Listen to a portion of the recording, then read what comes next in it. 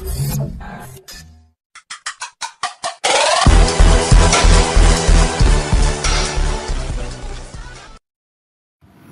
Back to বং ওয়ারিট। আমি জ্যোতির্ময়। আজকে চলে এসেছি আবার একটা নতুন এপিসোড নিয়ে।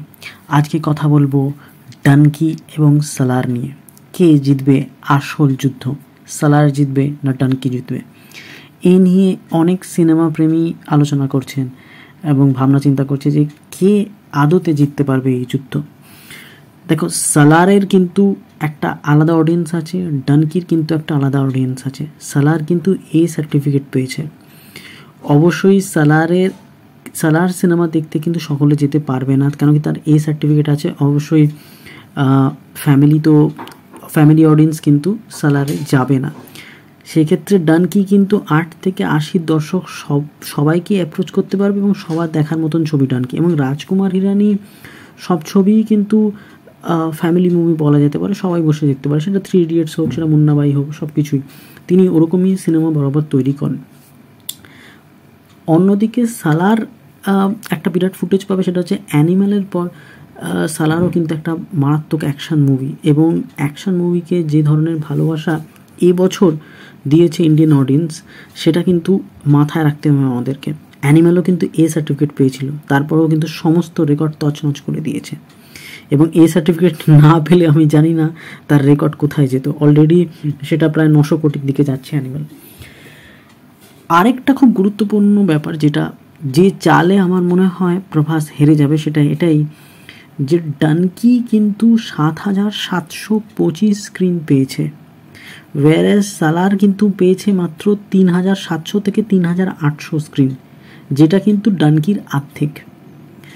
এবং রিলিজ করছে একদিন আগে, ডানকি রিলিজ করছে 21 তারিখ, সালার রিলিজ করছে 22 তারিখ। এদিকে স্ক্রিন কিন্তু আর্ধেক। তবে একটা খুব ভালো নিউজ সালারের জন্যে, সেটা হচ্ছে এত স্ক্রিন কাউন্ট কম হওয়ার পরেও কিন্তু ডানকির থেকে অ্যাডভান্স টিকিট বিক্রি কিন্তু তার বেশি হয়েছে। কিন্তু যেহেতু সাউথের দিকে হিন্দির টিকিট বিক্রি কম হয়েছে, তাই জন্যে কিন্তু তাদের টিকিট প্রাইসিংটা অনেক কম। সেই জন্যে 2000 বেশি টিকিট বিক্রি করার পরেও সালার কিন্তু কালেকশানের দিক দিয়ে ডানকির থেকে পেছনে। ডানকি কিন্তু টাকার দিক দিয়ে, মানিটারি ভ্যালু যদি আমরা দেখি, টিকিট কম বিক্রি হলেও সালারের থেকে এগিয়ে আছে। তো সেটা কিন্তু বেশ গুরুত্বপূর্ণ ব্যাপার। তার মানে ডানকির যে টিকিটগুলো, সেটা কিন্তু বেশ দামি সালারের থেকে। সালারের টিকিট যেমন সাউথে আমরা জানি যে বেশি সিঙ্গেল স্ক্রিন চলে, ওয়ারেজ আমাদের এই সাইডে এতটা এরকম নয়। এখানে কিন্তু বেশিরভাগ মাল্টিপ্লেক্স, তো এখানে সিঙ্গেল স্ক্রিন বেশ কম। তো সাউথে কিন্তু সিঙ্গেল স্ক্রিন ডমিনেট করে, তাই জন্য তাদের হয়তো টিকিট প্রাইসিংটা খুব কম।